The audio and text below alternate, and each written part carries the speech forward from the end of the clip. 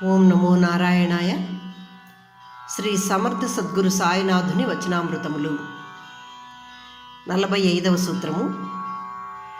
తల్లి బిడ్డను ఎప్పుడూ నిర్లక్ష్యం చేయదు లేదా అసహ్యించుకోదు. సముద్రము తన యందు వచ్చి కలయు నదీ ప్రవాహాలను తిరస్కరించదు కదా. ఉపాధ్యాయుడు విద్యార్థిని ఎప్పుడూ నిర్లక్ష్యం చేయడు. గొర్రెల కాపరి గొర్రెలను ఎప్పుడూ నిర్లక్ష్యం చేయడు. నేను కూడా అని ఈ విధంగా చెప్తున్నారు బాబా.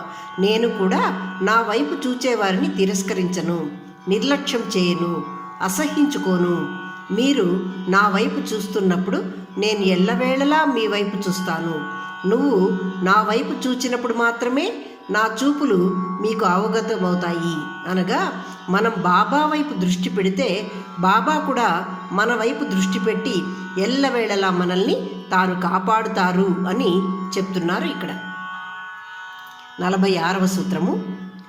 బాబా ఏమంటున్నారంటే తన పేరును నాలుకపై పట్టుకున్నవారు అదృష్టవంతులు అంటున్నారు. అంటే తన నామాన్ని ఎల్లవేళలా జపించేవాడు అదృష్టవంతుడు అంటున్నారు. ఎవరు నన్ను పిలిచినా నేను ప్రతిస్పందిస్తాను, వారికి నేను మద్దతునిస్తాను మరియు వారి కర్మ నుండి వారిని క్రమంగా విముక్తి చేస్తాను. నా పేరును స్మరించడం మీరు చేసే అన్ని రకాల ఆరాధనలు, ఆచారాలు మరియు మీరు ఆచరించే ఇతర కఠిన పద్ధతులు వీటన్నింటికన్నా గొప్పది. ఇది నా వాగ్దానము అన్నారు. అంటే ఎల్లవేళలా నా నామ జపము లేక స్మరణ అన్నింటికన్నా గొప్పది, శ్రేష్టమైంది, ఇది నిజము అంటున్నారు బాబా. 47వ సూత్రము. మీరు నన్ను ఖాళీ చేతులతో ఎప్పుడూ కలవరు అని గుర్తించుకోండి అంటున్నారు బాబా. అంటే ఒకరికి ఇవ్వడం నేర్చుకోండి అని చెప్తున్నారు.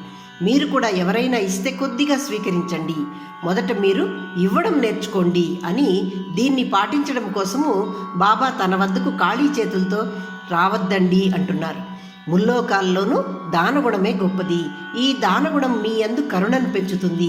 ఆ తరువాత ఈ కరుణ మిమ్మల్ని మీరు సమర్పించుకుంటూ దారితీస్తుంది. ఈ సమర్పణాభావము మనలో నిర్లిప్తతను పెంచుతుంది అని చెప్తున్నారు. మరియు మన మనస్సును శుభ్రపరుస్తుంది.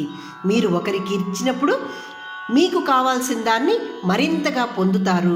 బాబా ఇక్కడ మనలో దానగుణం పెంపొందించుకోవాలని, దానగుణం వల్ల మనలో కరుణ పెరిగి అది సమర్పణాభావాన్ని కలిగిస్తుందని చెప్తున్నారు.